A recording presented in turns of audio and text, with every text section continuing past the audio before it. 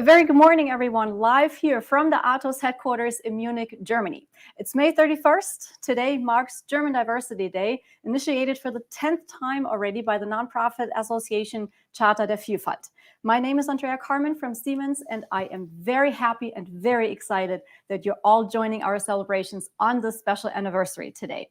I'll be joining and guiding you through the fantastic program today, featuring inspirational conversations with panelists and speakers that are truly passionate about promoting diversity in their daily lives as well as their daily work. And all our sessions have one very important shared goal today, and that is to stand united in diversity.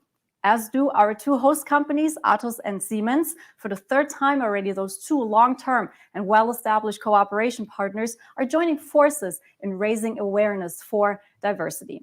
Well, and it is now my great pleasure and honor to officially kick off this event by welcoming our host, the Senior Vice President, Human Resources, Central Europe at Atos, Özlem Yavuz. Özlem, good to have you.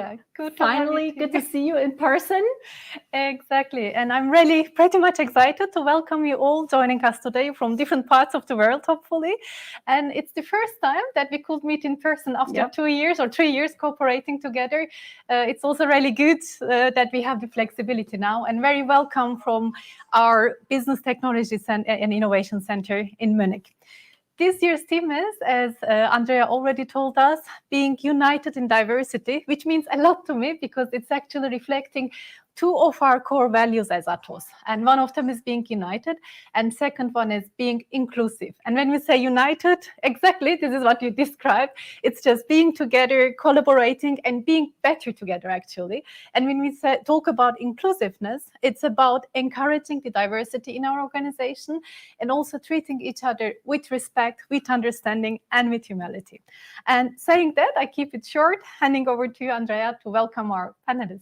Yes, I'm super excited that we're going to talk about all these great topics. And we all know that diversity has many, many dimensions. We're going to cover all of them in our panel now. And I'm asking now our two panelists to join me here on stage. We have Nina Günther with us. Come on up, Nina. Good to have you. Nina, she is the head of labor law, employment conditions consultations at Siemens. Very good to have you. And also joining us from Siemens is Benedikt Wille. Top Executive Talent Partner, Internal Identification Development and Placement. Very good to have you. And ladies and gentlemen, one more person from Atos is joining us live virtually. Excuse me, Alexandra Notnagel, Project Manager, Global Accessibility and Digital Inclusion Governance. Hello, Alexandra. Good to have you with us as well. Hello, nice to be with you. Now, I would like to start going back to what you said earlier, Özlem. This is the 10th German Diversity Day, and it is a fantastic occasion to finally meet in person after meeting for International Women's Day last year. I would like to know, to kind of set the ground, why is it so important that we all come together today? And also, what does diversity mean to you? It is so broad. Yeah, it is broad, actually. So there are several different directions definitions of diversity, and among those what I like most is from Forbes, which says it is the art of thinking independently but together. And I think that's really making the real difference. And diversity is not just about gender, not just about our ethnicity, different age groups, but it's also about our values, about our skills, personalities, attitudes, and mainly about the diversity of thought. And it is really shaping the way we look at the world, and it is making us unique, being diverse. And you asked the question why it is important to me, and it is important for our organizations. For me, it's mainly because of three reasons. The first one is I see it as a basic human right, because we are all supposed to be ourselves and really able to behave as ourselves, as we are. And no matter how we look like, where we come from, what language we speak, what language we don't speak, it is important that we can behave as we are and we can be ourselves. That's the first thing. And as long as we respect each other. I'm a Turkish woman in a very male-dominated IT environment, being non-German and also a mother. So sometimes they may look at me like I am coming from a different world, different planet maybe, but still I feel respected, I feel listened, and that really gives me the confidence to work in such an environment. The second thing is it's the creativity piece and innovation piece, because it has been proven that diverse groups are much more creative and innovative than homogeneous groups. And that's why this is all what we need as organizations, to be more innovative. And the third one is more for the IT companies, because we are responsible to design the technology for the society. And if we don't reflect the diversity in the society, in organization, there is no way we can really design the technology for everyone. It will always be biased if you can't reflect different genders, if you don't reflect different age groups, different backgrounds, accessibility. So those are the main reasons why I believe it's important for me, but also for the organizations like us. And you know what? I think we have achieved our goal of standing united in diversity when people don't look at us or you anymore as if we're from a different planet. Yeah. So if that is our ultimate goal, we have achieved a lot. But you said something very, very right, that there is all these different dimensions, and all of those dimensions of diversity play a huge role, not only in our daily lives, but especially in our workplace, where we spend so much time every day and every week. And we do see results of the organizations and businesses taking initiatives. There is more inclusion initiatives than ever before. We do see more women, mothers in leading positions, and we'll talk about that in more detail. Yet we got to be realistic. There still is many barriers for a lot of people out there to really bring their whole self to work. That's why it is so crucial to stand united in diversity. And Benedict, you are in this small but fine round, our LGBTIQ+ ambassador. And I would like to know from you, what does it mean to really stand united in diversity, especially for your community that you represent? I think it means that we've been coming as a community also quite a long way. So when I take a look at my past, for example, we still have to see that actually every second queer pupil at school gets severely bullied and discriminated. So this is still happening today as well. For example, when I take a look at my past, when I was 17, born and raised in a Bavarian village close to Munich, actually, I played team handball there in my sports club, and it was always kind of my home, you know. But then at some point, really quite a good friend of mine was also coming to me and all of a sudden started bullying and calling me like really bad words for being gay and so on. And what helped me during that time and why I share it now, because it was such a growth moment for me, yeah. Because I had people who were standing by my side, the boss of my team, the boss of the sports association, yeah. So actually I had allies who were standing up for me as well and who supported me. Then later, when I worked at Siemens, like 10 years later, I go to the entrance of Siemens now and I see those LGBTIQ+ flags and the rainbow flags hanging there. And this is telling me I can bring my whole self to work. I can feel safe at work, yeah? I can be who I am, and I also have allies there. And that's what united in diversity is also about for me, that we are all united in all those facets together, also the allies who are standing with the LGBTIQ+ community as well. And I wanna underline one thing you said, Özlem, as well. I think there's this one part where we say, yes, diversity is important because it's a value for us. But on the other hand, it's also a competitive advantage for us. It's coming out of a source of strength. We are stronger with our diversity as well. Because if I would need to go to the coffee machine and tell about my weekend, and I cannot tell that I'm gay or about my private life as well, I do need to think twice. And actually, with this thinking twice, there is coming a cost with it. It's the cost of thinking twice. It's lower productivity. It's lower employee engagement. Yeah. So only if I can really bring my whole self to work and have the freedom to come out and tell about all my life as well, my personal life and my business life as well, then the whole diversity can flourish of our employees, and we can really harness the power of all diversity dimensions, as you said. So it really limits yourself, it limits motivation, it limits cooperation, you know, in the end, if you can't bring your whole self to work. And that's why I really like what you said about the importance of allyship, because that in itself is something that unites all of us in diversity.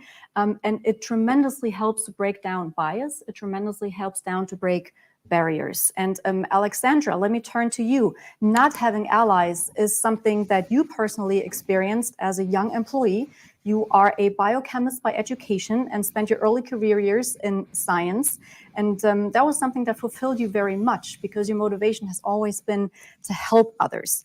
And after being diagnosed with a chronic fatigue, you were then also diagnosed with Asperger's syndrome. So neurodiversity became a very personal thing to you, very, very sudden. Which experiences would you say did you make back then in terms of accessibility, allyship, and inclusion? Yeah, I mean, as mentioned by Benedict, it all started in school and obviously continued in higher education with bullying. So especially in the culture of excellence, which academia is standing for, you know, there's a lot of buildings of excellence centers here and there. So there is a real taboo to speak about impairments or to speak about accessibility needs or you know, just being different. There's some uniformity wished on excellence. So science looks like not being made for people with disabilities, besides the fact of it's quite useful to know about people with disabilities needs to address them with scientific projects and topics, but being part of the community oneself is still a real issue. So at the moment I did my career, there was lack of policies, lack of support for workplace adjustments, there's lack of mainstreamed role models or what accessibility actually means. It's the broad vision of maybe, okay, someone has a wheelchair, but it really stops quite early. And the examples which exist of scientists with disability are rather proof today of, okay, look, there's people with disabilities, so you're just not good enough. Rather than the allyship, which would help to get individual support and empowerment. Now, Alexandra, to make that very clear, you actually had to quit your job as a scientist because it just wasn't a fit. But luckily, you then found your niche. Now you're a project manager for global accessibility and digital inclusion at Atos. Compared to your experiences in your early career years within science, what is it that empowers you now in your current role? Yes, and obviously I changed work in a setting which wasn't quite hostile. And so what I found with Atos is that from the beginning, the company motivated to self-identify and to get support for identifying fitting workplace adjustments. So it's something which really empowered myself to learn about how to take into account my impairments so that I'm not disabled on a daily basis, and to show the actual potential that I can bring to the company. And so it's discovering to find, rather looking at the competences than at the details of, for example, the CV or of the publication list of a scientist. It was really the empowerment of the competences which I found, and in a very open setting of communications, which allowed to identify role models. And the way I got the job is obviously at the beginning I just worked on as a Java developer. With the time I got specialized in accessibility and inclusion topics as a founder of Researchability Initiative, which is for the transformation of academia to exactly address this lack of policies, lack of positive culture, which is not linked to my own case. It's just something quite systematic, which needs to be addressed.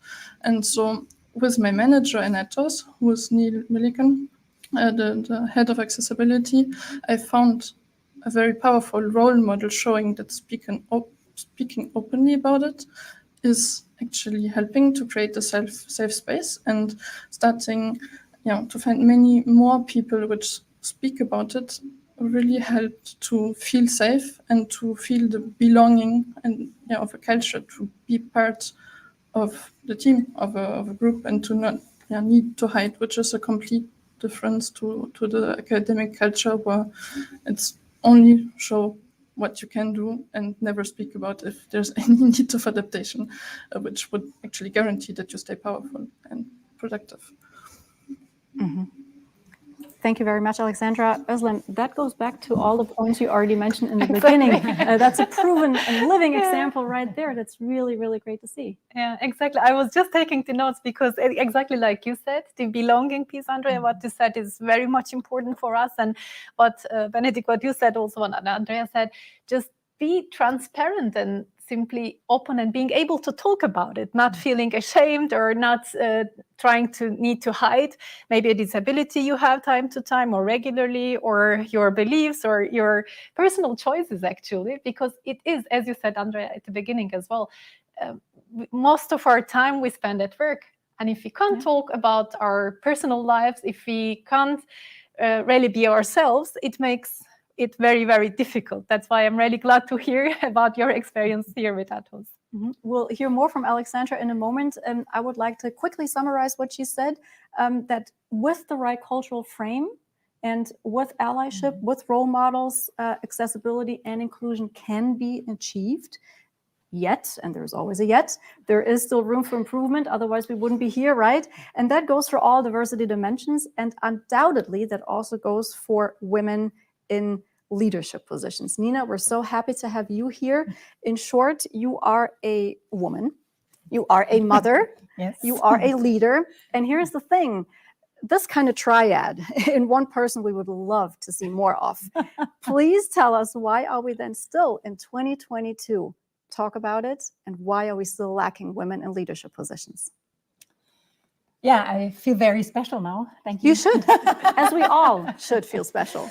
Why are we still lacking women in leadership positions? It's certainly a question that I've asked myself a number of times. And for me, what was the turning point in taking on a leadership role after I just had my second baby, who was still very young, 5 months old, was that I had somebody who believed in me and who offered me a position. Not asking, how will you deal with childcare? How will your husband react? What will you do if? He just said, do you want the job? If you want to, you can have it. And then I said, well, I think then I need to go full-time, not just 32 hours. And he said, well, you have to decide. And I said, I'll need a night to think about it. And then I came back and I said, I have one thing that I need. I will need 2 afternoons off because I want to see my children. They were both under 3. They were still very young. And I said, I'm fine with them in daycare until 3, but then I need to go and pick them up twice a week. And my husband will do 2 days a week. And the third one will deal with. And my boss said, fine, I don't care. You're flexible, you work, you decide. And that was for me an important message, because I also told my assistant at the time, I said, put that in my calendar, put in there time with my children. And if somebody calls and it's important, tell them no time with children. She will not answer the phone, she will not be available, and she will not reschedule. And being open about it and talking about it is something that all the other people here in this panel have addressed as well. Being able to bring yourself. And for me, it wasn't lying. It wasn't saying I have an important appointment, but it was saying, no, I want to spend time with my family. And I think that helped. And if we as a company allow that to happen, if we allow women to make that choice to say, I want to spend time with my family, I still want to work full time, and we're flexible enough and we allow them to deal with it themselves without asking or interfering, then I think we would have a much better chance. Absolutely. And here's the thing, we keep hearing about all it takes pretty much is people who believe in you, people who put the trust and the faith in you. And the thing with women in leadership positions is that according to research, one of the main reasons why women are less likely to consider a leadership role, especially in tech industries, is that there are simply not enough, guess what? Role models. Again, so it might seem a little repetitive, but it really is ultimately crucial that we have those people for all the dimensions that really pull others in, that make them belong.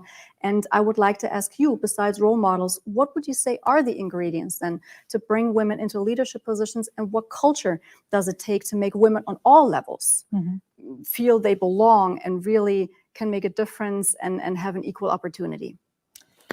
Well, I think actually it takes 2 sides of the coin. It takes things that the company brings into the picture, which for me is flexibility, is choice. choice of number of working hours, choice of working hours if possible, choice of working at home if the child is sick, which happens very often the first couple of years, as we all know. But at the same time, it also, I think, takes something from the women's side, because they have to feel they belong, and they have to feel they don't need to stay home for 2 years just because they had a baby. And usually a baby has two parents, so there's a partner of some kind. And I think it's about being a partner to a mother, allowing her the flexibility, jumping in and taking part in raising this child that you both have. And I think it's really a matter of support from many sides, but on the women's side as well, saying, I want to work, being true to yourself, acknowledging that being at home with a baby is not always the greatest thing that everybody loves.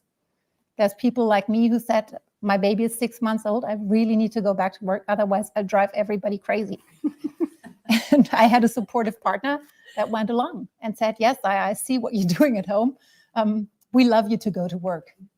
So he took part of the kid, and my partner had to stay home with a child I was still breastfeeding, and that wasn't easy, but we made it. And I think that's really something the woman in leadership needs, a team at work and at home. So being able to make the conscious choice is a key ingredient. Özlem, is that how you see it in Atos too, and for you personally?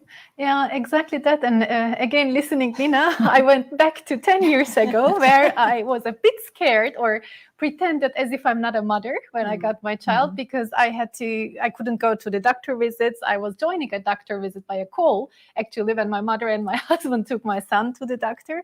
And now how things evolved, that I can openly talk about it. And it's not just being a mother, a woman.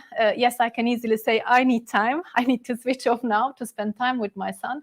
It makes such a difference, but you also see now it is acceptable. It's not, you are not challenged because of being a mom, or you don't need to prove yourself just differently or more than the others because you have a child at home.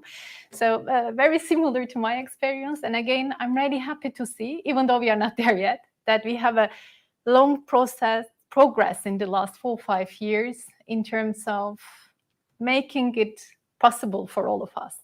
And if I just add one thing, I see more and more males who are fathers saying, I want time with my child. And I think that's also something that's really helpful, because I'm sure fathers have the same emotions as mothers many times. And that was when we had our baby, for my husband, sometimes difficult because it wasn't accepted at his place of work. While I see colleagues today who say, I have children, I need to spend time with them. And that means maybe in the afternoon I'm not there. They have something at school, I have to go. And so I think it's also calling for allies there, allies in fathers and other people who don't have children, but who just support. And Alexandra, coming back to you, you described earlier how important it was for your feeling of belonging to have found those allies and role models for yourself in your organization. And now it turned out you have become a role model yourself. And I'm wondering, maybe you don't look at it that way, but I am sure you are a role model for many out there. What helped you become so open and so self-confident to talk about your disability and to even be able to sit on a panel like this today and really inspire so many others? Thank you so much for the feedback. So being a role model, I mean, obviously it's something which I experienced as key enabler to be myself, and so to be it fully. Being a role model, I think it's part of the responsibility of doing my role also good and well, because I'm a key person in the company to work on accessibility and inclusion. So I am one of the persons which can safely go out and be a role model in the company. But in addition, also working in the NGOs and in the researchers community still today, I get the support from NGOs and a lot of people saying, okay, it's really helpful if you do it. So just see it as part of the journey that we are all together to create the allies, becoming an ally myself, not just having some that supported me, as nicely in parallel to Nina and what was mentioned before. I mean, managers and leaders that trust and give faith, that's also what I experienced. And I experienced it with those role models as well, which had similar experiences before. So it's sharing the good practices and helping others was always a key motivation for my job. So if being a role model helps, I'm really happy to be independent with you and start to support as well. Absolutely. We're so happy to have you here and you sharing your personal story. And to you, it might just be a job, but I think it's a remarkable achievement, Alexandra. And it goes to show you how we as individuals, as different as we might be, can evolve and build on our strengths, right? When there is the right environment and when there is accountable leaders that believe in us and that actively break that diversity bias and that walk the talk. Benedikt, now I want to turn to you with this. You have been watching the Siemens culture for quite a while already too, especially with the LGBTIQ plus dimension in your head and heart. Where do we as Siemens stand regarding our Siemens culture, and well, where can we improve? I think we improved already a lot, especially in terms of sexual orientation, to which kind of gender I feel attracted to. But we also need to see the other part of the LGBTIQ+, which is actually the gender identification. So the kind of hardship which I have been feeling like 20 years ago, that it was really hard to come out and to be accepted. It's actually still hard for especially transgender people or non-binary people as well. So I think this will be one of the next fights which we have to fight. And I think the question is also where? So is it in Germany? Is it in another part of the world? Where do we still need to fight for our rights as well? And I really use the term fight because I still think that we need to stand up for ourselves, Nina, as you also said. And some practical tips also for the ones listening, I think, is that first, before you start becoming an ally, look into yourself. There's a really nice saying which says, we don't see the things as they are, we see them as you are. So we always see the world with our own glasses, with our own diversity dimensions. So first, think about yourself. Which actually layers of diversity do you have? And recognize maybe also some privileges you might have. Are you a white person? Then this is maybe a privilege as well. Are you a straight person as well? Then this might be a privilege as well. So recognize the own privileges you're having as well. Then second, listen and ask questions to the other people. Understand the others. Listen over and over again. And then third, really team up together and be an ally. Once you fully understood yourself, your environment, and then really act. And I think those are really concrete steps which everyone can do. So self-understanding is key. And Nina, I would like to ask you, you look back to 17 years I learned within Siemens. How would you say has the self-understanding of women evolved over this time? What's different between ambitious women back when you started and nowadays? How has that evolved? Yeah, I remember very vividly, actually, something that happened to me when I was a young employee at Siemens. And I was still in the process of listening honestly to myself. I didn't know if I wanted to have children or not yet. And there was a lot of openness out there. And then I heard a manager, a very senior manager at Siemens saying, I had to choose between a career and children, and I chose the career. And I remember sitting in the audience and listening and thinking, why? Why would you have to make that choice? And then I started thinking more about it. And then I thought, I don't even know if any of the male members of that senior management group have children. They all didn't have personalities. They were just business people. And I think that has really changed because I saw role models over time, and I've met females who even mentioned having children. Like we both said it, but when I joined Siemens, nobody would talk about their children. No woman would talk about it. No man would talk about it. Most women in senior management roles did not have children, as far as I know. And so I think there's been a big change in the company over those 17 years. And people started to be more touchable and more open. Absolutely, absolutely. Now, Alexandra, self-understanding is something that has changed for you, obviously, also over time.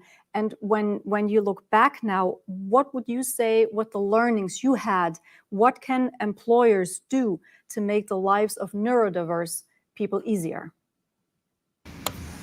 Yes, and obviously to allow for some flexibility and to have a conversation to find out what would be helpful technologies or settings, like home working or flexible working hours, allowing, for example, to have naps or time off, to help and accompany the new diverse talent to find the best working conditions. So sometimes this is not something that can be done alone.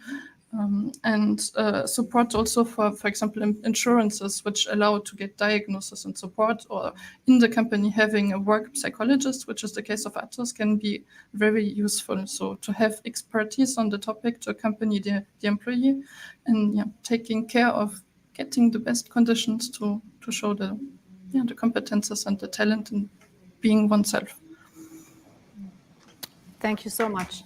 Now that we have talked about many different dimensions of diversity, and we talked about role models, and we talked about how important it is to keep up the dialogue and keep working on making people belong, wherever they come from, whoever they are. Özlem, what would you say, how can we essentially create and foster that awareness for diversity? Do you have any examples maybe you can share? Yes, I think one of the best examples is being together today. I think we need to talk more and more about it. And we started to really have lots of events about diversity. And everybody has its own journey. We listened now 3-4 different journeys, and we go through that journey on our own as well as with the people around us. And when I look back 4 or 5 years ago, I didn't know what diversity and inclusion mean. I'm very open to you. And I started to listen, to understand what it means and why we need it. Because 10 years ago, again, we were looking more for similarities rather than differences. We were looking for people from the same university, from similar backgrounds, not from diverse backgrounds. Now, I better understood the need for that. And that's why I became also quite passionate about it, that we are organizing lots of events, lots of opportunities to talk about it.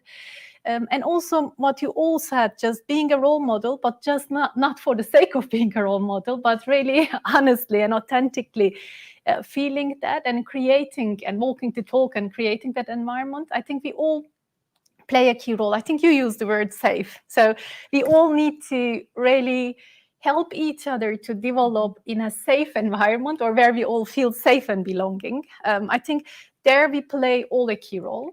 And also, we can't do it alone. It's not just the responsibility of the organizations as corporate or of the leaders of the organization. Again, we need to be united. One of the examples we have is we have employee-led communities in our organization for different aspects, or to represent different aspects of diversity. And they come together, they voluntarily help us to bring awareness in the organization, and we are sponsoring them as executive members of the organization. I think that also plays a key role. So several other things, but also showing why it is beneficial. There is lots of research, and I think still many of us doesn't really know what diversity means. Everybody gets it or sees it from a different perspective, and many tend to see it as a gender diversity only when we talk about diversity. So I'm really happy today that we covered different aspects of it.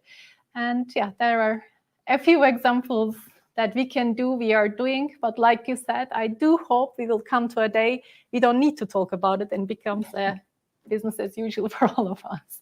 And until that day, we will come together in exactly those kind of rounds to make people aware of the importance of diversity. I want to say thank you very much to all of you for sharing very personal stories and letting us get a glimpse of what you went through, of what your hopes are, what your ambitions are. Really, really highly appreciated. Alexandra, thank you very much for joining us virtually.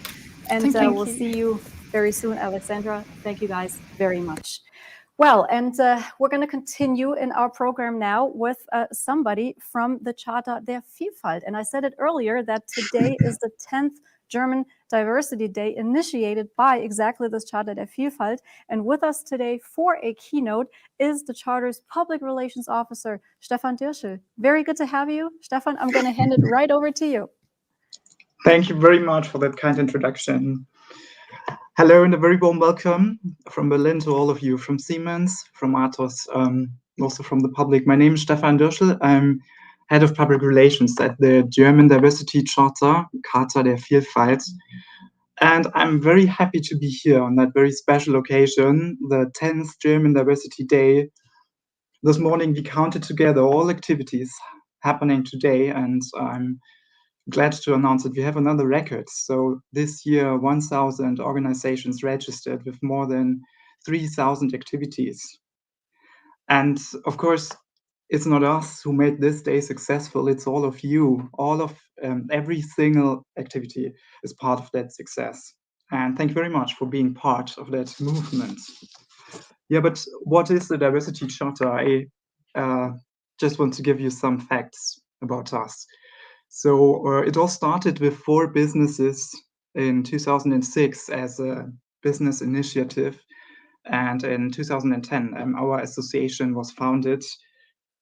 Today, we have 36 members who form our strategy and who make our work possible. Siemens is one of them and a very strong role model for diversity management. But what's the heart of our work? The heart is the Diversity Charter itself. It's a self-commitment for diversity management, and we ask all organizations in Germany to sign it and then to implement diversity management. Today, 4,600 organizations in Germany did this, and they represent 14.7 million employees in the country, which is 1/3 of the labor force. And of course, Atos and Siemens are part of it. What is our aim? Our aim is to promote diversity management in the world of work, because we are convinced that diversity drives our economy, that diversity is a success factor, and that diversity also strengthens our society. In a nutshell, what do? We are a network, the biggest diversity network in Germany, for exchanging ideas, for exchanging best practices, and also for being a strong power towards politics. We are a think tank, so we publish guidelines for implementing diversity management, not only for businesses, also for public institutions and NGOs. And we do projects to support organizations in driving the idea of diversity. The biggest ones today, it's the DiversityDay, where we ask organizations to start activities in the field of diversity for public or in private. And I'm pretty sure that this activity actually is the biggest one happening. So thank you again. Another project is the Diversity Challenge. That is a competition for young employees, and the Diversity Conference for Diversity Managers every year in November. Just give you an idea. And the good thing is that we are not alone on the globe. We are part of a European family. So there are charter initiatives in 25 European countries. Just one missing in Malta. So if someone is here from Malta, give me a call and we complete the European family. And in Germany, we're very proud that the German Diversity Day got a role model for Europe. So this is not only the 10th German Diversity Day, this day is also part of the 3rd European Diversity Month. So there are activities happening the whole month all over Europe. What is diversity? We just got an idea in the panel we were just listening to. It's complex and it's complicated, and it needs to be complex and complicated because it's about each of us. It's about all the similarities and differences we feel to each other. But with such an abstract definition, nobody can work in the world of work with that field. So at the Diversity Charter, we implemented the model of the 7 diversity dimensions. And those dimensions are age, ethnic background and nationality, gender and gender identity, physical and mental ability, religion and worldview, sexual orientation, and social background. It's important to see that those dimensions are, some are visible, but most of them are not visible. So you can probably see my gender, and maybe guess my age, but that's almost it. No dimension is more important than the other dimension. So we always ask to keep in mind all dimensions. That's what we call the holistic approach to diversity. And the dimensions most of them are not changeable or very hard to change. And the most important thing is that this is just a model. So this round of dimensions is not complete.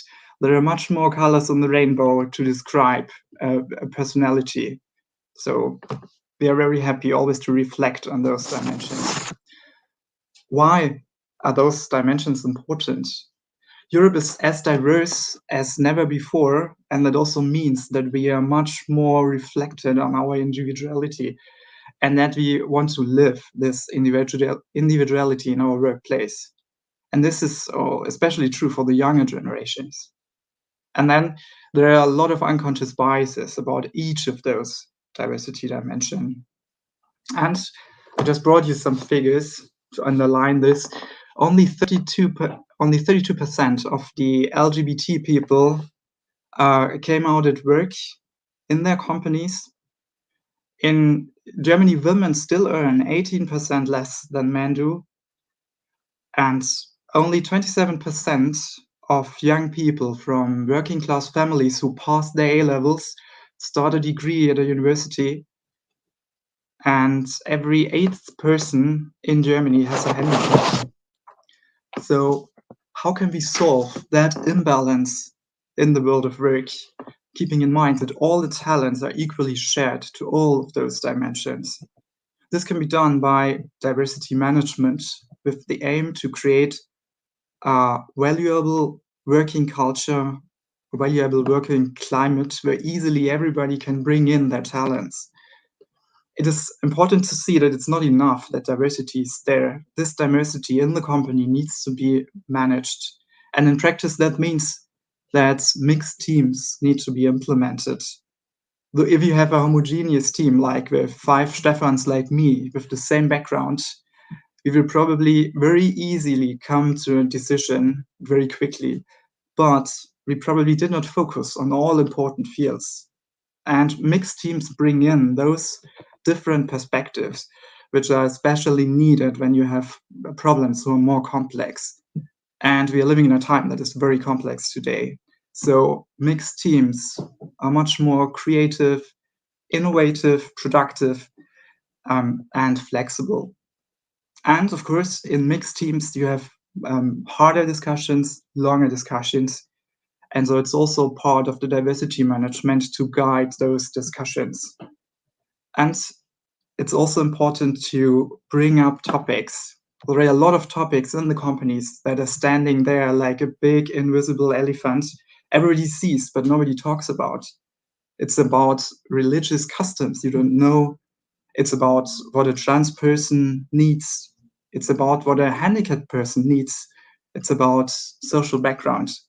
But we need exactly to talk about those invisible elephants and put all those topics on the agenda to find a solution for it. But what can each of us do? Each of us can be active, can be loud for other people. Each of us can be a good ally. And this is exactly what we invite you today, to be a good ally for women, for LGBT people, for any other dimension. Diversity that is very much about values, and values today are maybe the most important thing in our organizational culture, in our society, allowing us living together successfully and peacefully. Thank you very much. And all of you have a very happy Diversity Day. So much, Stefan. Happy Diversity Day to you. Thank you very much for providing the valuable insights into your meaningful network. Keep spreading the word about the importance of diversity. Thank you so much, and see you maybe for the 11th Diversity Day. Thank you. Take care. Absolutely. Well, and now, ladies and gentlemen, we have something really cool waiting for you. We will go on an inner discovery journey together with the Leadership Excellence Specialist, speaker, and consultant focusing on inner resilience, Hadil Bilal. Thank you, Andrea. Very good to have you. So and you know great to what? be here. You're going to be here for a while today, which is really, really awesome because we have you for 2 sessions. You're going to do one in English. That'll be providing insights into the unseen challenges of diversity, I understand. And then we're going to switch to German, and you're going to talk about diversity und ich. Absolutely. And I am very much looking forward to both, starting with the one in English. Thank you so much. Thank you for having me. This is my second time here to talk at a Siemens and Atos event like this, and I'm so pleased to be here. My name is Hadil Bilal, and I am a freelancer joining you from an initiative called Resilia. And my area of expertise is culture change and looking at the inner journeys and the unseen things. Stefan talked to us about the invisible elephants. I focus on these types of things in terms of behavior change. If I could draw you a little bit to my deep diversity is the presentation that I'm going to be giving today. And I want to tell you a little bit about myself first and foremost. So I'm a consultant. I come from a very diverse background myself. So my heritage is Libyan. I was born and raised in Vienna, and I had a very diverse business experience as well. You see a few icons on the screen here. They represent me in my various assets. So there's my interest in physics, in neuroscience, in art. I love everything about authenticity. And so it's very important to me to bring these kind of things out in a presentation like this. I want to talk to you a little bit about my background. I worked in London for a large consultancy for many clients, large corporate clients, and always dealing with these kinds of problems. Business transformation, and how can we deal with the people aspect of business transformation. So I worked in organizational design, development, governance, and very lately, I'm looking at behavior change for diversity and inclusiveness, purpose and well-being. And so when I talk about things, I include all of these things. So we're looking at governance, we're looking at development, and all this great experience from how other companies are doing this. So I'm going to take you on a whistle-stop tour today. We're going to have a look at the inner dynamics of change and behavior change. We spoke a lot about being unified today, which is a wonderful thing. So I want to draw some attention to cohesion. We talked a lot about everyone has their own journey and everyone has to get there. And that's a big part of what I'm going to speak about too. We want to talk about continuing the dialogue and looking at how we can really get some business impact out of the trickier situations of culture change and diversity. So first of all, what you can see on the screen is there's a clear need for diversity. I think this correlation has been established time and time again. And the performance improvements of companies who have a diverse workforce is very clear. And in fact, recent studies are pointing us towards a lot of initiatives that have been implemented around things like recruitment and comms and process integration and capability models or training models like we can see here, and that these things are working and these things are making an impact, as we heard from the great stories from our panelists and our guest speakers. But there seems to be something else not working. And that's kind of where my focus is where's the resistance? Where is the thing that we can apply some awareness to so that we can really get some performance steps there? So I wanted to highlight here what some of the industry specialists are saying about diversity, what is happening at the moment. And so we've got Gartner looking at this famous statistic that keeps to be popping up is 80% of surveyed organizations, they had a big survey of 800 organizations, they rated themselves ineffective in diversity and inclusiveness leadership. Then when you look at McKinsey, McKinsey's done a lot of information on this as well. And they have a very interesting long-term study of companies from 2014 until now, which is some of the longest that we have. And they see that it's really important, but we've got a lot of positive sentiment about diversity, but then the belonging part seems to be lacking. So here we start to see the first steps around where we need to focus. McKinsey's also made a very interesting finding that the companies seem to be going into two groups, one that is leading in diversity and some that are lagging behind. So let's have a look at what we can do in the lagging behind and in the belonging space of diversity. Forbes, there was an opinion piece in Forbes that I had a look at, and there was this sentiment about diversity initiatives being paper thin. And this one opinion writer was saying that it's as paper thin as the printed paper that these strategies are written on. And I'm trying to pick up the sentiment around this. And so I'm talking to my network, and I'm talking to people that I serve, and I'm talking to colleagues and people with similar passions. And I'm starting to pick up that there's something happening, there's a disconnect happening, right? So there's a lot of really good effort happening, but it doesn't seem to be landing. It doesn't seem to be landing somehow. And so I'm having to think about, what does this mean in behavior terms? What does this mean in value terms? What does this mean in the inner journey terms? So let's have some voices of the customer. So this is a tool that we use to try and understand the people going through changes, right? So my specialism is in ethnic and cultural diversity. So this is what you'll see here on the screen. And so we've got quotes like, statistics and action plans don't capture what it feels like to be the only Black team member. And diversity isn't a numbers game. It doesn't guarantee inclusion or respect or cohesive work. You know, it's not just about this numbers thing. And then we have executives tend to think they're hiring and promoting fairly when they're not. So this points to me like, what kind of words are we thinking about? Maybe self-awareness and awareness. And we're thinking about maybe the focus on diversity and the numbers and the results is something that we can review. And when you look at the first quote, you know, I really feel it's about somebody is not connecting with my personal experience that I'm going through right here. You know, what I'm trying to do in my underrepresented journey, it's not being seen to the level that I'd like it to be seen, so that I can feel safe and that I can feel like I belong in this organization. So I was looking at understanding this, and I started thinking, well, there's a need for a felt sense of belonging, a felt sense of belonging.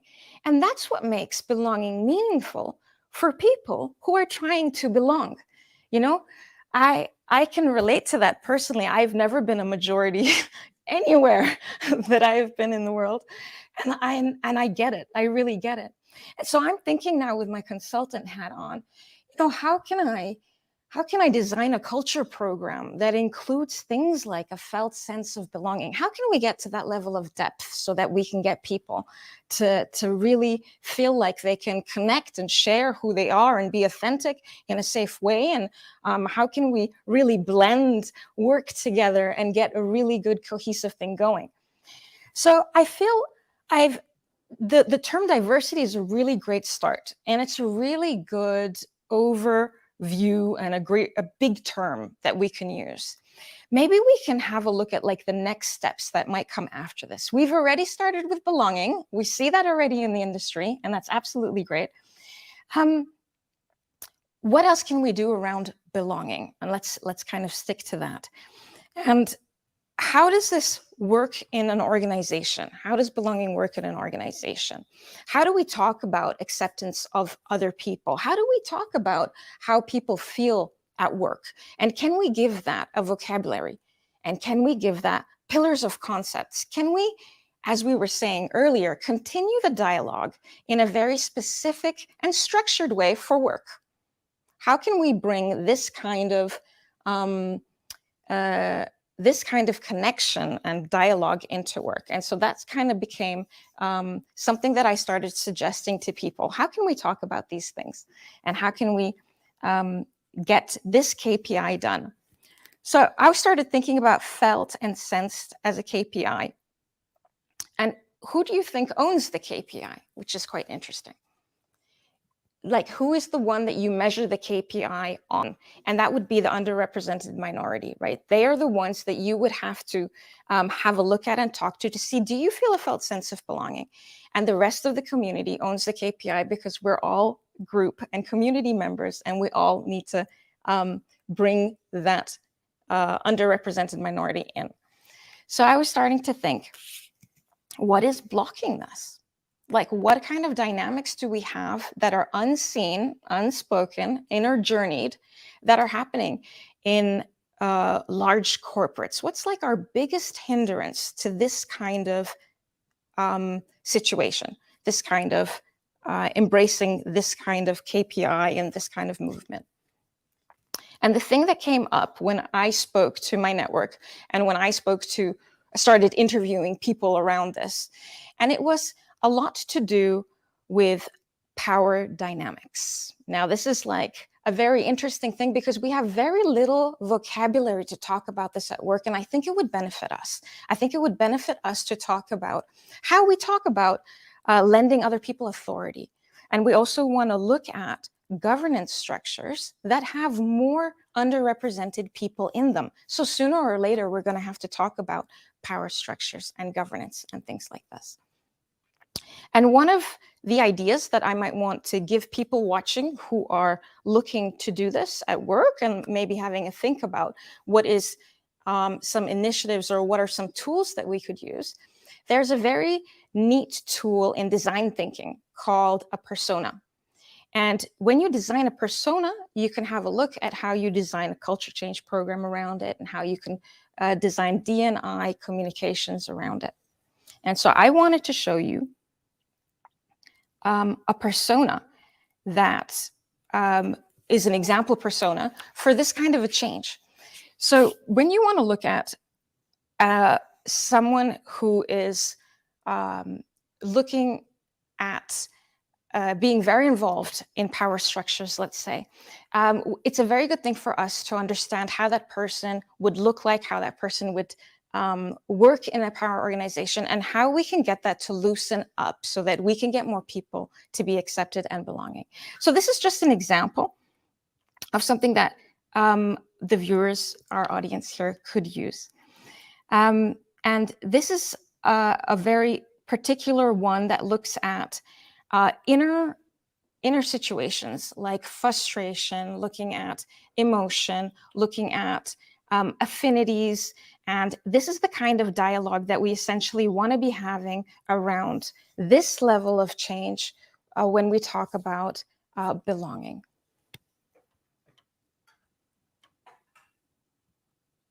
So just to recap slowly, we have a situation at work where we want to engage in more belonging as a part of the diversity initiatives.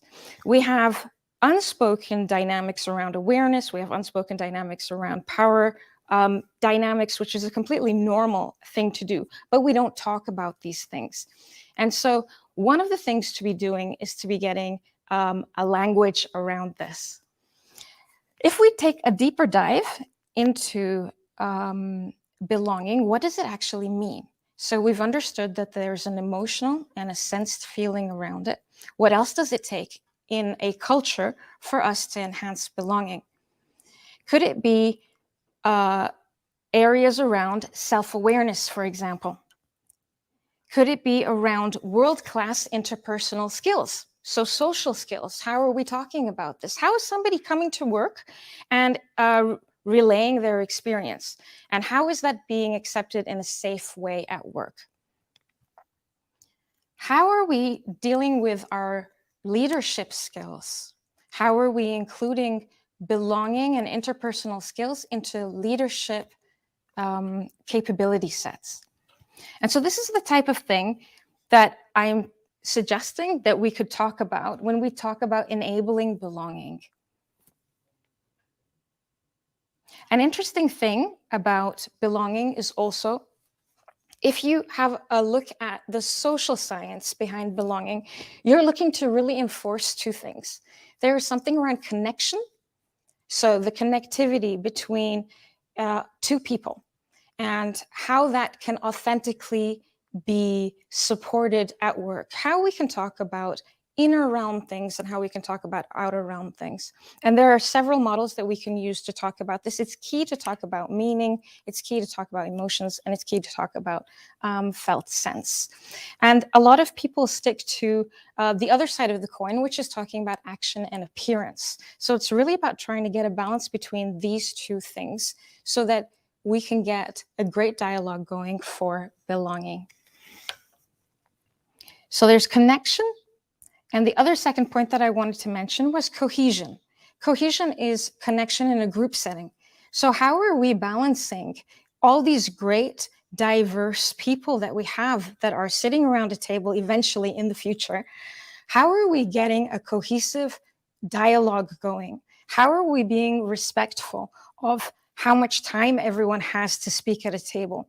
How are we managing that everyone has a chance to contribute to a conversation with things like second languages, third languages, culture differences? How are we really getting the impact of this diversity happening? So how are we getting the connection, which leads to the belonging? And once we have that, how are we looking at cohesion? How are we looking at extracting the value of these relationships into our work? And these are the type of things that I would imagine we would start to be looking at as we go deeper into the diversity dialogue, the things that I would expect us to start talking about in the next five years, or the things that will pop up in the next 5 years that we need to start addressing now. The interesting part about connection and cohesion is that it seems to run deeper than just belonging and diversity and inclusiveness. When you look at Generation Z type studies, it's very much being wanted by them. So they're very much also in connection with the diversity agenda. So it's definitely something that we speak about that will be coming up in the near agenda when we talk about diversity and when we talk about HR priorities. So it's definitely an area worth looking at. We spoke a little bit earlier today about how we went on a journey in the last 10, 20 years from looking at what is different about us and moving that to what unites us. And this is a really key point, because a lot of the qualitative studies that we are getting is that perhaps we're communicating about diversity in a way that is holding us back. The word diverse, of course, points to differences. And terms like cohesion literally points to the ability of blending a group together and having a harmonious way of being with each other. Changing the verbiage, changing the language around our diversity initiatives to focus around connection and cohesion would theoretically, apparently to studies, have a very good impact on how people's sense of belonging would be received by them. So you would get an immediate benefit, let's say, from changing the language that we're using about diversity, or maybe expanding it beyond diversity. So this is an idea that I would like to suggest. When we talk about diversity, and when we talk about these people and these groups, we're saying that they're very valuable to us. We're saying that we want all these great new perspectives. What is it exactly about these perspectives? Let's talk about the value directly. So we talk a lot about women and how important women are. Well, why don't we talk about what it is about women that makes us so important? Let's talk about really great skills in team growth, really great skills in tenacity. There are proven results that women work harder to get to where they get to in more senior positions. Why don't we talk about, let's get more hardworking people into the workplace. Let's get women. This kind of language also addresses unconscious bias directly, right? You are directly changing the way that someone's perception is about a group. And so if there's somebody with a lot of energy, or if there's somebody with a different way of seeing things, that's what we want to talk about rather than talking about the label of the group. So there are some points that that we could quickly take advantage of. There's other qualities about bringing in emotions and bringing in felt sense language into the workplace in a structured way. There's a lot of studies around empathy, of course, and empathy is something key that we need to create strong connections at work and to create better services, governance, and products in the workplace when we connect with the people we're trying to represent in the marketplace. So there are multifold benefits in bringing this kind of thinking and bringing this kind of language into the office.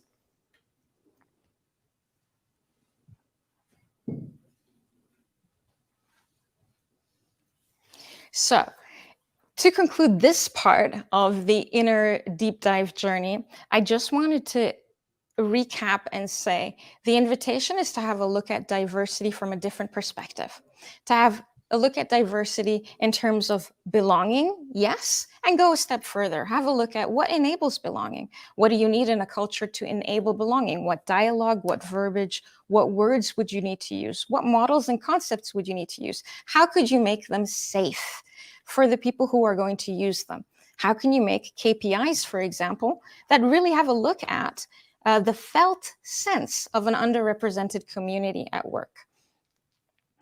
How could you use personas, for example, to create dialogue, to do stakeholder analysis, to really try and move these programs forward? Super. Thank you so much for joining me on this inner discovery journey. I'm going to be talking to you in a second about my second presentation. Thank you.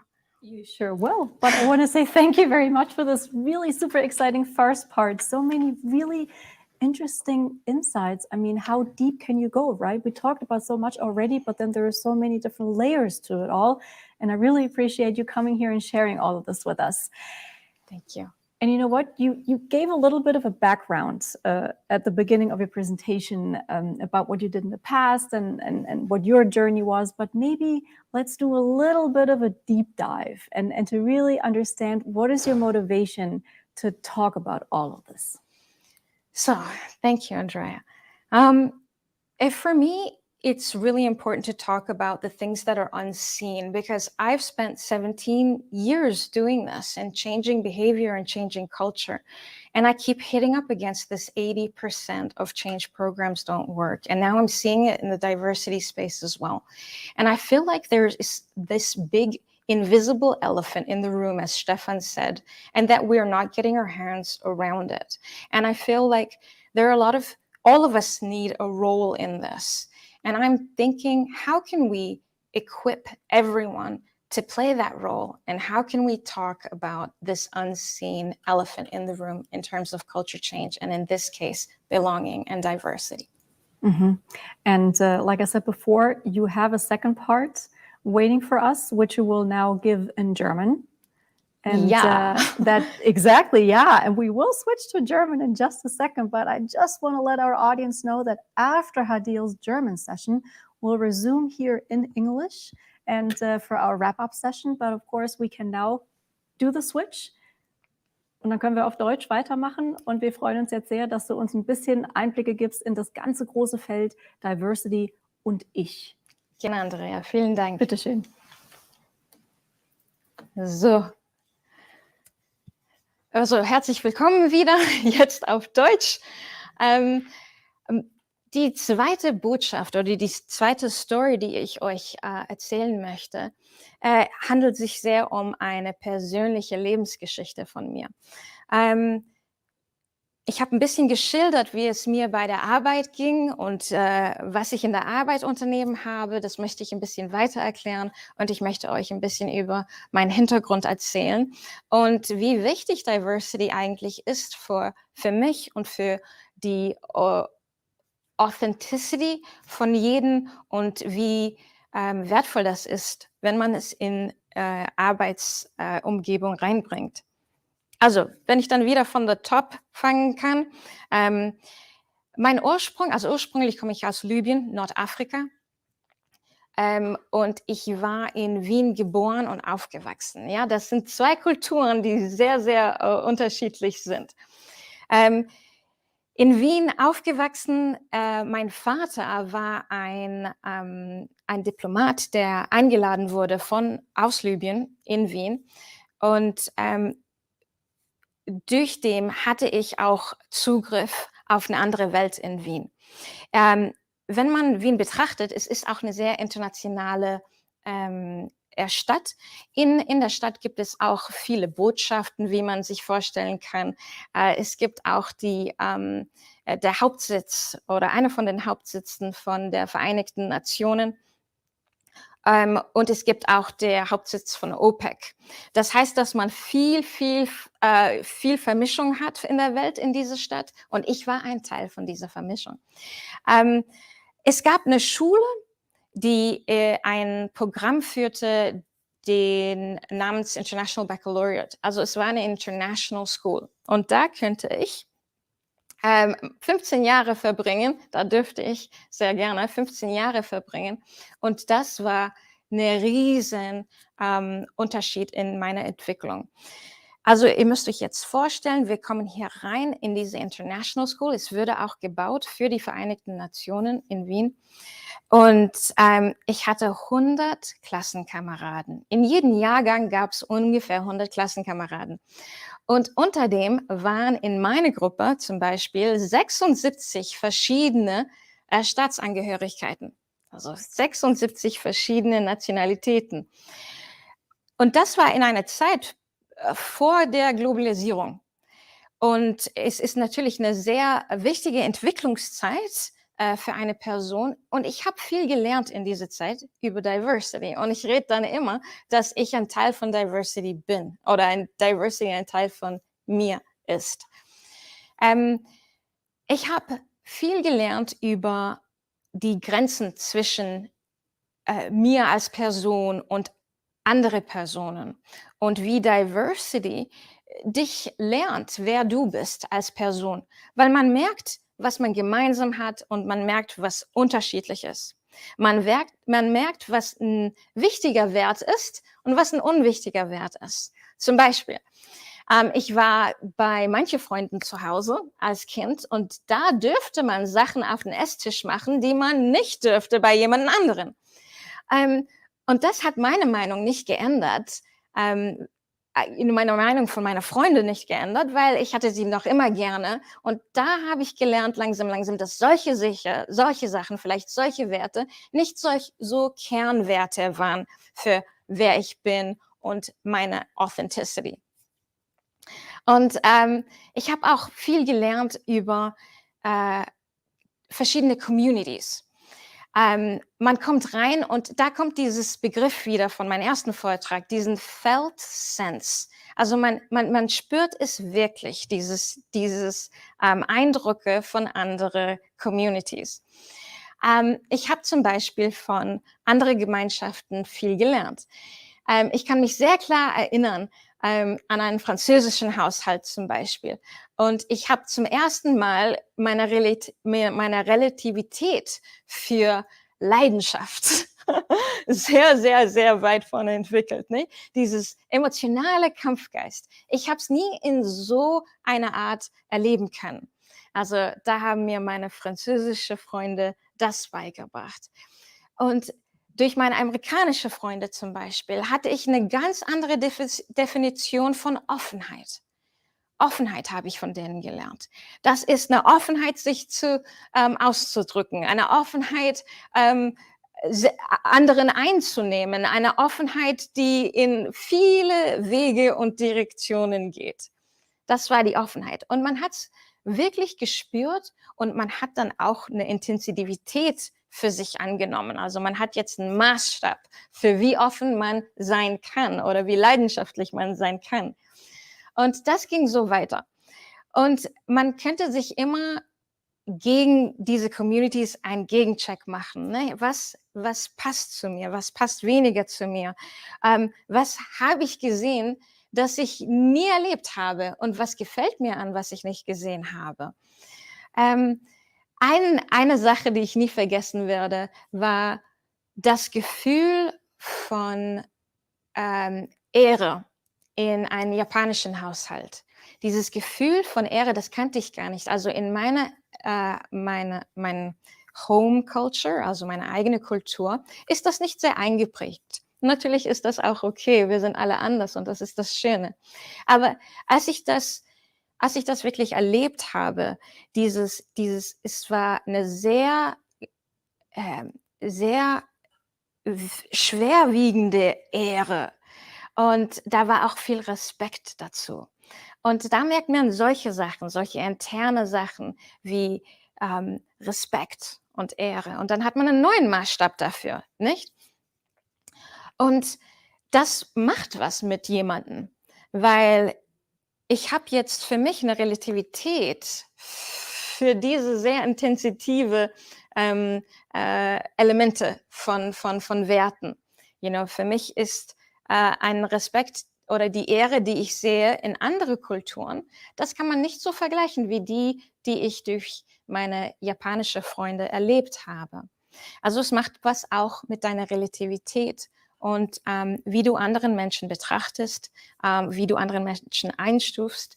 Und natürlich haben andere Menschen ihre eigene Relativität. Und wenn man wirklich gut kommunizieren möchte und wenn man wirklich gut eine Connection haben möchte, muss man das auch einsehen können. Und das sind Geschenke von Diversity. Das sind Geschenke, die durch Diversity kommen. Das spiegelt sich auch natürlich in andere Gruppen, nicht nur in ethnischen Gruppen. Also das passiert in andere Kategorien auch. Also ich habe das gemerkt und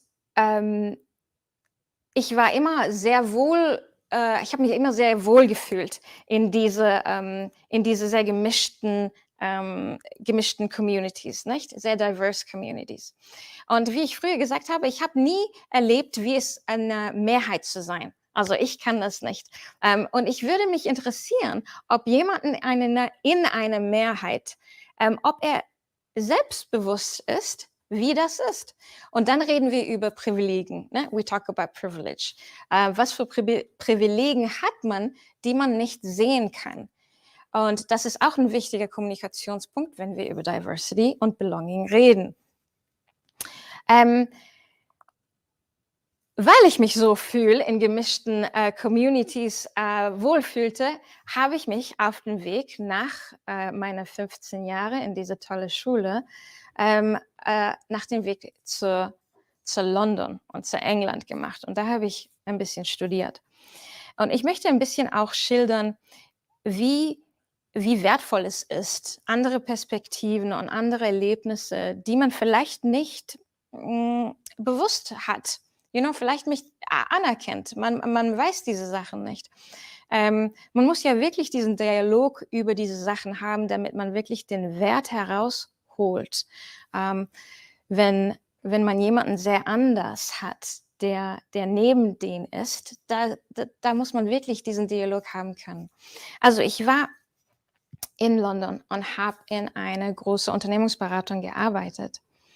Und da habe ich auch viele Kollegen gehabt, die sehr anders waren und eine sehr offene Kultur in England. Also der Dialog ist viel fortgeschrittener in manche Sachen als in andere Kulturen. Also ich würde sagen, dass die Offenheit sehr, sehr wichtig ist als ein Anfangspunkt und ein Anfangswert für Diversity Initiatives. Und man muss ja auch die Werte oder es ist vorteilhaft, die Werte auch einzuordnen, weil einer öffnet einen anderen. Also ich war in London, ich war in dieser Unternehmensberatung und ein Teil von meiner Bildung in dieser Firma war ein Special Talent Program, also ein fortgeschrittener Programm. Und ich hatte wieder Zugriff auf sehr coole Bildungsaktivitäten. Und einer davon war ein Mann namens Hamish Taylor, der uns besucht hat. Und ich werde es nie vergessen. Er hat so einen Eindruck gemacht. Der kam rein zu uns ins Büro und der hat über sehr interessante Sachen geredet. Der war in Marketing, Brand Marketing Und der war in einer von den größten Firmen, Procter Gamble, da wird man sehr gut trainiert, hört man. Und er hat sich gut durchgearbeitet und wurde dann angenommen bei British Airways. British Airways, die Fluggesellschaft. Und als er da war, hat er viel not belonging. Also er hat wenig Akzeptanz bekommen, weil er von Procter Gamble, die machen so Seifen und Haushaltsprodukte. Und eine von seinen Produkte waren so Haushaltsdinge. Und da war Unconscious Bias, der taugt nichts, das geht nichts, der sollte nie hier reinkommen, warum ist er hier? Und er hat uns über seine Geschichte ein bisschen erzählt. Und zu dieser Zeit in der Flugbranche muss man sich vorstellen, hat was wirklich Spannendes passiert. Also es ging um Business Class und First Class Stühle, die Sitzplätze. Es ging um diese Sitzplätze und wie weit hinten man sie klappen könnte. Also der Anteil vom Markt war dann direkt zu wie wohl man sich fühlte in Business Class und in First Class. Und da waren alle diese Fluggesellschaften, die Fluglinien, waren in einem Wettbewerb. Wie weit könnte man diesen Stuhl runterschrauben? Wie weit könnte man es drehen? Und es gab wirklich in den Schlagzeilen, ein Grad mehr. Und Air France hat es geschafft, 1 Grad mehr. Und dann war ein riesen Marketing-Ding. Und was wirklich interessant war, ist, dass dieser Mann sein Diversity benutzt hat und es eingesetzt hat für einen sehr wertvollen Business Outcome. Und was er gemacht hat, ist, er hat den Problem anders gesehen. Er hat die Bedeutung von dem Problem anders betrachtet, die Werte von den Kunden anders betrachtet und er hat seine eigene Erfahrung reingebracht. Und der hat gesagt, ich hab geguckt an den Problem und ich habe gesagt, dass ich es anders darstellen mag. Es ist nicht ein Problem von Gradwinkeln von Stühlen, es ist ein Problem von Wohlbefinden in ein luxuriösen Umfeld. Das war die andere Perspektive. Wohlbefinden in ein luxuriöses Umfeld. Und der hat anhand dieser Anerkennung, anhand dieses Aha-Effekt, dieses Diversity and Transferring Knowledge, also dieses Wissentransfer von einer Branche zu einer anderen Branche, hat er einen Plan gemacht und er hat dann geguckt, wer macht das wirklich gut? Wer macht dann so Luxuswohlbefinden in kleinen Orten, also wie man es hat auf dem Flugzeug? Wer ist Spezialist in diesem Bereich? Und er ist an Yachtdesigner angekommen. Und er hat mit Yachtdesigner gesprochen und er hat diesen Problem zu denen gegeben. Er hat gesagt, ich habe 1,5 Quadratmeter hier. Ich möchte es so gut wie möglich haben. Und die kamen dann mit einer ganz anderen und innovative Lösung. Und die Lösung natürlich, die wir jetzt kennen in unsere Flugzeuge, kam von diesem Erlebnis, von diesem Mann in British Airways. Und wie gesagt, der ist in Marketing. Und man kann seine erste Werbung sehen für British Airways First Flatbeds, die ersten flachgelegene Bette, es waren nicht Stühle, es waren Bette in British Airways Business and First Class. Und man könnte auch, ihr seid jetzt auf YouTube, ihr könnt jetzt vielleicht nach dem Vortrag mal gucken, rumspringen und das reintippen, weil man spürt wirklich die Freude an der Lösung in diese Werbung. Und das hat natürlich Wellen geschlagen in der Industrie. Das war was total anderes. British Airways hat den größten Marktanteil genommen für viele Jahre und die anderen Fluglinien mussten dann aufholen. Er ist dann weitergegangen, der Hamish Taylor. Der ist dann weitergegangen zu Eurostar und das ist dieses Zuglinie zwischen London und Paris. Und er wurde wieder aufgenommen als jemanden, der anders war. Was ist denn der hier mit mindestens ist er in der Transportbranche jetzt, aber es ist witzig, wie die menschliche Natur wirklich andere Sachen in andere Leute sehen und wir müssen uns wirklich trainieren, dass wir die Gemeinsamkeit ineinander sehen. Er hatte auch viele Erfolge bei Eurostar. Vielleicht erzähle ich euch darüber ein bisschen später. Das hat mich sehr inspiriert. Diese Geschichte ist irgendwie imprägniert und ich bringe es immer weiter bei mir. Also ich denke über Design Thinking und Kultur und ich denke dann über UX-Sachen in Kultur. Und diese Gedankensmuster sind genau die gleichen Gedankensmuster, die man hat, wenn man mit jemandem, der anders zusammensitzt und man ist dann sehr kurios über, was geht denn in diese Person vor, was kennen die, was haben die erlebt in ihrem Leben und wie kann ich mit denen in eine sichere Art reden, damit ich diese Informationen für uns habe und damit wir uns zusammentun können und was Cooles schaffen in der Arbeit. Das sind ein paar Geschichten von mir über Diversity und ich und meine Erlebnisse in der Arbeit und auch meine persönlichen Erlebnisse, die viele Wertpunkte haben für unsere Diversity und Belonging Journeys in der Arbeit, auch in der Arbeit. Also vielen Dank für Zuhören. Weiterhin frage ich dann die Andrea zurück. Vielen lieben Dank, Hadil. Nochmal danke für jetzt nochmal persönlicheren Einblick in dich als Person und in die Dinge, die dich so unglaublich motivieren und inspirieren, dass du das so leidenschaftlich hier rüberbringst. Ganz, ganz lieben Dank. Ich danke auch. Vielen Dank.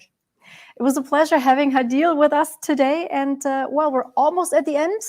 Don't run away quite yet because we want to have a quick little wrap-up session now again with Özlem. So I'm going to ask Özlem to join us here on stage. And I want to say again, thank you very much, Hadil. Thank you.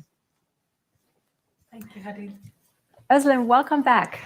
What an intense program, right? And if we had to go through the last 2 hours in buzzwords, what will we hear? Allyship, role models, belonging. What else did I write down? Being authentic, power dynamics, diversity, and myself.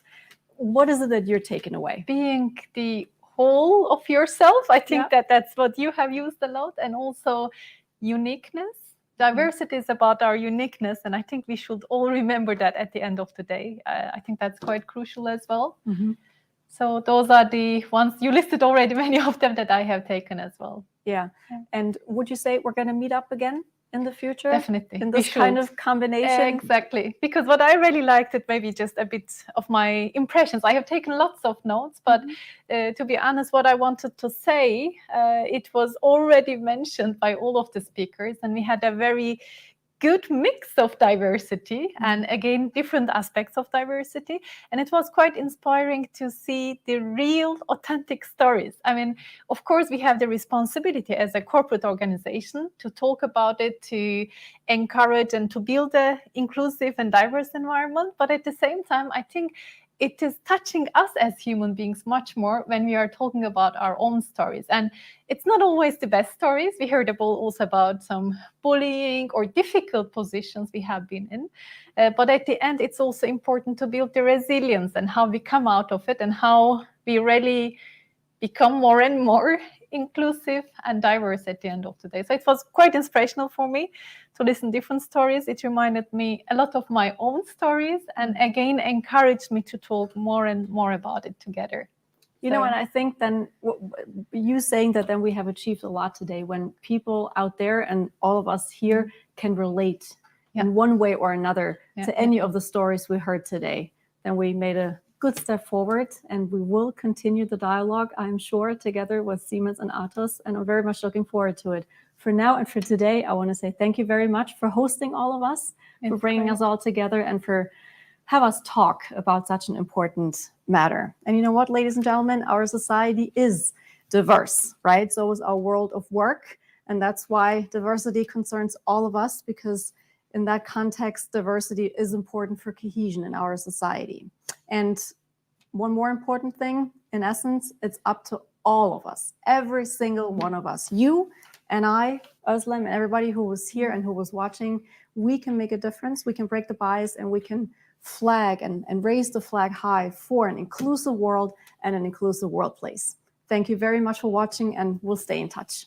Take good care. Yeah, thank you, Andrea. Good to have you with us.